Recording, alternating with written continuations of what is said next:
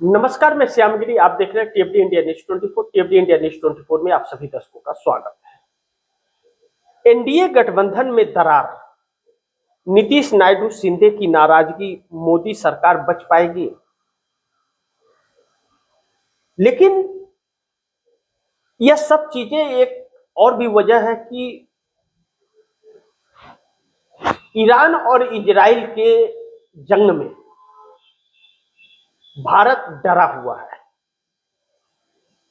और ईरान और इजराइल की लड़ाई में खुदा अमेरिका और भी डरा हुआ है।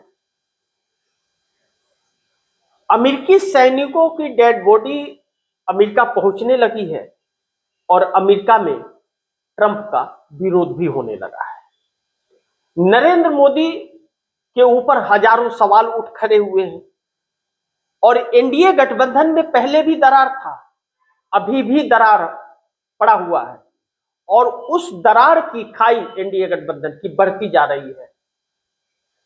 अब ऐसे में इंडिया गठबंधन को अलग थलग करने का या तोड़ने की जो कोशिश थी वह भी नाकाम हो गई है। तो अब सरकार हिली और सहमी हुई है। जैसा मैंने कहा कि एनडीए गठबंधन में दरार, नीतीश नायडू शिंदे की नाराजगी, मोदी की सरकार बच पाएगी? मोदी की सरकार जाने के कई कारण हो सकते हैं और गठबंधन के सहयोगी दलों की मजबूरी हो सकती है कि ईरान और इजराइल के इस जंग के अंदर नरेंद्र मोदी इजराइल से बात तो कर रहे हैं, अमेरिका से बात करने की साहस नहीं है। ईरान से बात कर नहीं सकते हैं, ट्रंप दबोच देगा मोदी को। तो इस ईरान और इजराइल के बीच में पीस रहे हैं नरेंद्र मोदी। कहते हैं ना, गेहूं के साथ घून पीस जाता है, तो घून से भी बदतर हालात में नरेंद्र मोदी आ गए हैं। दूसरा बड़ी महत्वपूर्ण बिंदु यह है कि मोदी का सपना जो था ना, वह अब टूट जाएगा। इसके भी कई सारे कारण हैं। राहुल गांधी के जो फैसले हैं इस वक्त और जो हमलावर हैं मोदी सरकार पर, मोदी सरकार ने यह सपने में भी नहीं सोचा था कि कांग्रेस जो 10 सालों में टूट रही थी या जो फूट थी कांग्रेस के अंदर, वह अचानक इतनी आक्रामकता और इतनी मजबूती उसके अंदर आ जाएगी। चट्टान की तरह राहुल गांधी खड़े रहे, मल्लिकार्जुन खड़गे रहे खड़े हैं। यूथ कांग्रेस बहुत आक्रामक हो गई है मोदी सरकार पर, पीएम कंप्रोमाइज के नारे लग रहे हैं। तो अभी तक तो पीएम कंप्रोमाइज थे अमेरिका के साथ, इजराइल के साथ। अब ईरान और इजराइल के जंग में मोदी घून बन गए हैं गेहूं के अंदर और पिस रहे हैं, क्योंकि इजराइल का ऑलरेडी इन्होंने सपोर्ट कर दिया वहां दौरे करके और कह करके कि हम साथ हैं। अब ऐसे में जो अमेरिका यह सोच रहा था कि ईरान शांत हो जाएगा, जब तो ईरान शांत नहीं हुआ। विश्व के सबसे शक्तिशाली देश जंग में कूदा हुआ है इजराइल के साथ और अकेला ईरान पसीने छुड़ा रहा है। कतर हो, दुबई हो, ओमान हो, मस्कट हो, अबू धाबी हो, हर जगह तबाही मचा रखा है अकेले, और अमेरिकी सेनाओं को मार रहा है। पहली बार ट्रंप ने यह स्वीकार तो किया कि ईरान ने मार दिया, जबकि छिपाया बहुत कुछ किया। काफी सैनिक मारे गए हैं, बहुत क्षति पहुंची है अमेरिका की। अब ट्रंप का विरोध हो रहा है। ऐसे में मोदी कोई स्टैंड न ले पाना और इस युद्ध के जरिए जो नुकसान और क्षति भारत को पहुंच रही है, और ईरान अगर इसी तरह टारगेट करता रहा कि ईरान टारगेट कर रहा है कि इजराइल और अमेरिका के साथ कौन है और उसके देश में अमेरिका का क्या स्रोत है, उस अमेरिकी बेस पर चाहे होटल हो, चाहे दफ्तर हो, चाहे आईटी सेक्टर का फील्ड हो, माइक्रोसॉफ्ट हो, उस पर हमले मिसाइलें छोड़ रहा है। तो ऐसी परिस्थितियों में भारतीय जनता पार्टी की सरकार मोदी की पूरी रात की रात बैठक कर रही है, लेकिन निष्कर्ष पर नहीं निकल पा रही है। और समुद्री इलाके को रोक देना, बंद कर देना, ईरान का यह फैसला बहुत से देशों को तबाह करने वाला है। सवाल यह नहीं है कि महंगाई कितनी बढ़ेगी, सवाल यह है कि वह सामान मिलेंगे या नहीं मिलेंगे। तो शेयर मार्केट भी क्रैश हुआ, बर्बादी के कगार पर देश आ रहा है और नरेंद्र मोदी फैसला नहीं कर पाए। ऐसे में नेता विपक्ष हमलावर है और सहयोगी दलों को टारगेट किया जा रहा है। अरविंद केजरीवाल को जो इस्तेमाल करने के लिए इन्होंने बरी कराया, अरविंद केजरीवाल का कोई सुनने वाला नहीं है। अरविंद केजरीवाल को समझ रहा है हर कोई। तो राहुल गांधी के इस फैसले ने, जो आक्रामकता का फैसला राहुल गांधी ने लिया और सड़क पर उतर पड़े हैं हर जगह, कभी पंजाब, कभी मध्य प्रदेश, कभी राजस्थान, कभी आसाम, कभी कहीं तो कभी कहीं, लगातार प्रदर्शन किए जा रहे हैं, रैलियां हो रही हैं और आक्रामकता दिखा रहे हैं। तो 2014 से राहुल गांधी ने जो भी तथ्य और बयान दिए वह सब एक एक सही रहा, पीएम कंप्रोमाइज होता रहा। अब ऐसे में मार्च महीना मोदी सरकार पर भारी पड़ सकता है कि 9 मार्च से पार्लियामेंट शुरू हो रहा है। स्पीकर ओम बिरला के खिलाफ अविश्वास प्रस्ताव भी आया हुआ है, तो 9 मार्च को चर्चा और वोटिंग होगी। अब नीतीश और नायडू के ऊपर नजरें हैं और नीतीश नायडू नाराज चल रहे हैं, एकनाथ शिंदे नाराज चल रहे हैं। यह नाराजगी सरकार के लिए भारी पड़ सकती है। इसी बीच जो यह जंग छिड़ी हुई है, या नरेंद्र मोदी की गलत नीतियां भी बहुत कुछ निर्भर कर रही है, क्योंकि ईरान ने जो रास्ते बंद किए हैं, भारत का ज्यादा स्रोत है उस रास्ते से, 50% ऑयल उसी रास्ते से आता है। अब तबाही मचने की कगार पर आ गई है। तो एक और अलग तरीके का दरार एनडीए गठबंधन में पड़ता हुआ नजर आ रहा है। जो प्रधानमंत्री मोदी सपना देख रहे थे कि हम छत्रप राज करेंगे, या जो बचने का प्रयास एप्स्टीन के वजह से कंप्रोमाइज हुए थे ट्रंप के सामने और ट्रेड डील किया था, अब तो वह बहुत भारी पड़ने लगा है नरेंद्र मोदी के लिए। तो ऐसे में सरकार बचेगी मार्च महीने में, इसकी गारंटी नहीं है। और इंडिया गठबंधन अब पूरी तरह से हमलावर है। जिस इंडिया गठबंधन को तोड़ने की कोशिश की वह टूटा नहीं। ऐसे में 3 पॉइंट्स जो बहुत बेचैन कर रहे हैं कि नीतीश नायडू की नाराजगी मोदी को बेचैन कर रही है, या क्यों? अब इसके 2-3 कारण है कि अगर मैं नायडू की बात पहले करूं तो नायडू अमेरिका द्वारा ट्रेड डील किए जाने से भी नाराज है और अमेरिका द्वारा टैरिफ लगाए जाने से भी नाराज है, क्योंकि 6 गुना टैरिफ लगा दिया। और अमेरिका के सुप्रीम कोर्ट ने फैसला सुनाने के बाद भी मोदी कुछ बोल नहीं पाए। हर किसी ने अपना करार तोड़ दिया, नरेंद्र मोदी तोड़े, और ट्रंप धमकी भी दिया कि तुम्हारी राजनीति एक दिन में मैं खत्म कर दूंगा। नरेंद्र मोदी जवाब नहीं दे पा रहे। फिर एक बार ट्रंप ने ईरान और अमेरिका के बीच जो इस वक्त जंग चल रहा है, उस जंग को लेकर के ट्रंप ने बयान दिया कि क्या नाम है कि हम ईरान के ऑयल को नहीं रोकेंगे, बेचो जितना बेचना है। तो ईरान का ऑयल ट्रंप की बपौती है क्या कि वह रोकेंगे बेचने के लिए, नहीं बेचने के लिए? वह उसका सामान है, बेचे चाहे फेंक दे, चाहे समुद्र में बहा दे, उनका क्या फर्क, उनको क्यों दर्द हो रहा है इसका। और क्योंकि ईरान ने समुद्री बेड़ा इनका मार गिराया है अमेरिका का, तो अमेरिका जो अपनी रक्षा नहीं कर पा रहा है। अमेरिका ने यह नहीं सोचा था कि जो विश्व का सबसे शक्तिशाली देश है, उस देश पर एक छोटा सा देश ईरान इतना हमलावर हो जाएगा। अब वह जो खामनेई के निधन के बाद में जो खामनेई के विरोधी थे उनको भड़का रहा है कि अमेरिका की तख्ता पलट करने के लिए आप आ जाइए, हम आपके साथ हैं। लेकिन ईरान की जनता खामनेई के पक्ष में खड़ी हो गई। जो विरोध में थे वह भी कई बोले ऐसी आजादी हमें नहीं चाहिए। अमेरिका कौन होता है? हम चुनाव के माध्यम से जीत हासिल करेंगे, जबरदस्ती यह कैसे है? इजराइल कौन होता है हमारे देश में तख्ता पलट करने वाला? या अमेरिका कौन होता है? वह भी दांव फेल हो गया। और खामनेई ने तो प्लान पहले बना दिया था, उससे ज्यादा मजबूती से ईरान हमलावर हो गया अमेरिका के सामने। अब यह बड़ी महत्वपूर्ण बिंदु है कि नायडू की नाराजगी यह है कि बदनाम सरकार बहुत काफी हो रही है, और इस बदनामी के खाई को पाटना और खत्म कर पाना बहुत मुश्किल होगा चुनाव में। तो चंद्रबाबू नायडू, चाहे एसआईआर हो, चाहे अमेरिकी ट्रेड डील हो, चाहे अमेरिकी द्वारा टैरिफ हो, चाहे बाकी के मुद्दे हो, हर रास्ते पर मोदी फेल रहे हैं। तो मोदी के साथ नाराजगी उनकी बढ़ती जा रही है। नीतीश कुमार अलग नाराजगी में, तेजस्वी यादव को और अपने बेटे को भेजना चाहते हैं, अब राज्यसभा भेजने की कोशिश में है, तैयारी कर रहे हैं। तो देखना यह होगा कि नीतीश कुमार अपने बेटे निशांत कुमार को राज्यसभा भेज रहे हैं अगर, तो किस बेस पे भेज रहे हैं, क्या सोच रहे हैं। जो पांचवा कैंडिडेट बिहार में भारतीय जनता पार्टी अपना किसी भी कीमत पर बना लेना चाहती थी सामदंड भेदभाव से, वह सारा प्लान फेल हो गया। तेजस्वी यादव को नीतीश कुमार खड़ा करते हुए नजर आ रहे हैं।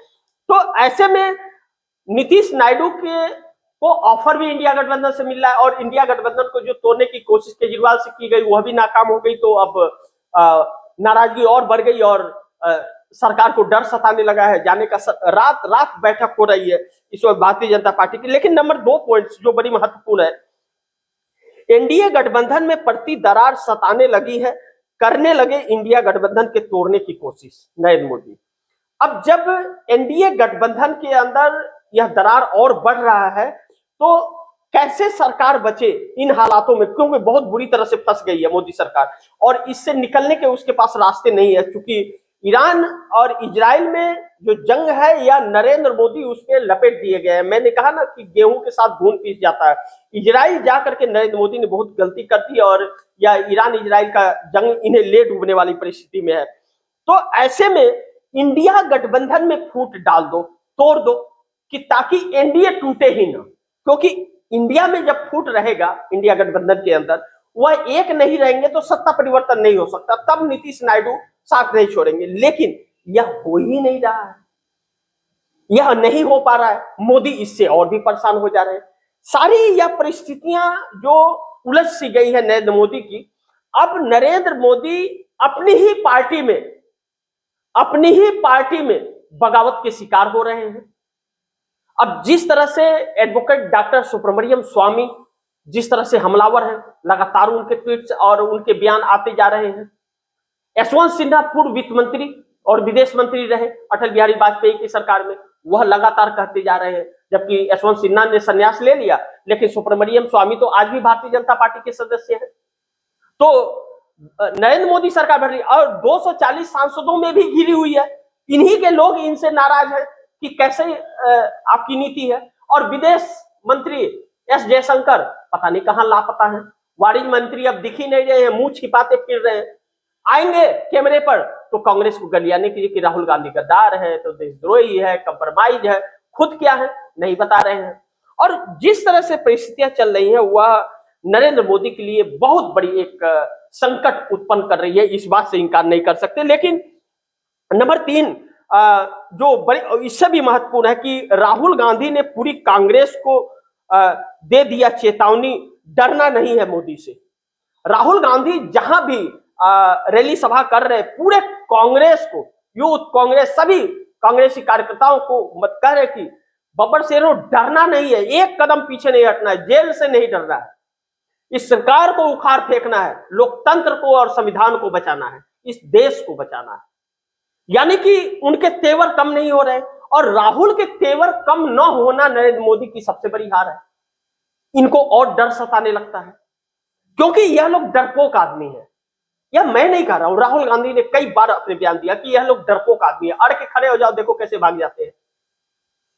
तो चूंकि जो सामदंड भेदभाव की परिस्थितियों नीतियां अपना रही थी भारतीय जनता पार्टी मोदी सरकार, असल में ये कागज की ढेर थी, हवा का झोंका आया, उड़ गया। अब यह असलियत सामने आ गई कि नरेंद्र मोदी कंप्रोमाइज और ब्लैकमेलिंग हो रहे हैं, ब्लैकमेल हो रहे हैं। ऐसे में इजराइल और ईरान का युद्ध छिड़ जाना, या ना मोदी ने, ना नेतन्याहू ने और ना ट्रंप ने कल्पना भी नहीं की थी कि ईरान इतना हमलावर हो जाएगा। हालांकि शुरुआती दौर में, शुरुआती दिन जिस बिना बातचीत होते हुए उसी दौर में जो हमला हुआ, 30 मिसाइलें एक साथ गिरी, उस बंकर पर गिरी जहां खामनेई अपने अधिकारियों के साथ बैठक कर रहे थे। यह जांच का एक अलग विषय है।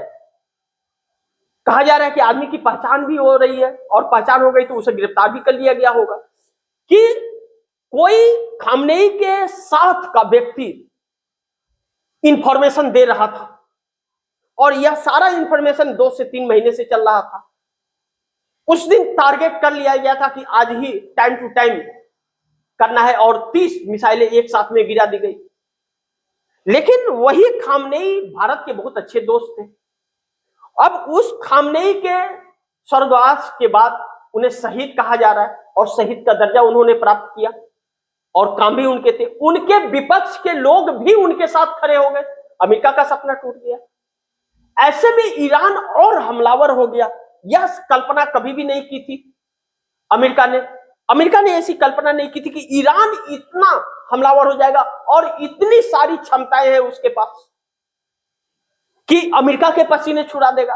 अब जब इजराइल और ईरान के जंग में अमेरिका पूरी तरह से शामिल है, खुलेआम शामिल है, और ईरान अकेला उसका मुकाबला कर रहा है कई दिनों से, तो अगर अमेरिका ना होता, खाली इजराइल होता, तो इजराइल का तो नक्शे से नाम मिटा दिया होता। खामनेई ने कहा था कि हम वार नहीं करेंगे, अगर इजराइल ने हिमाकत दिखाई तो दुनिया के नक्शे से ना हटा दूंगा इजराइल को, और वह होता हुआ दिख रहा है। अब इजराइल की तो छोड़िए, सऊदी अरब हो, दुबई हो, ओमान हो, मस्कट हो, कतार हो, इन सबको बर्बाद कर दिया ईरान ने अकेले।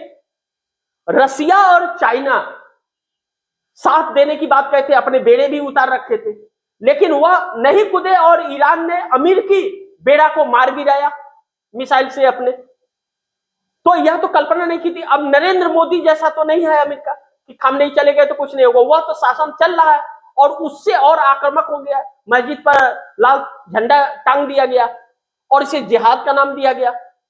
अब आर और पार की है, मरो या मारो वाली परिस्थिति आ गई है और ईरान इस पर तुल गया है। कहा खामनेई शहीद हो गए, उनके मजबूत इरादे जीवित हैं और खामनेई ने कई कैडर तय किए थे।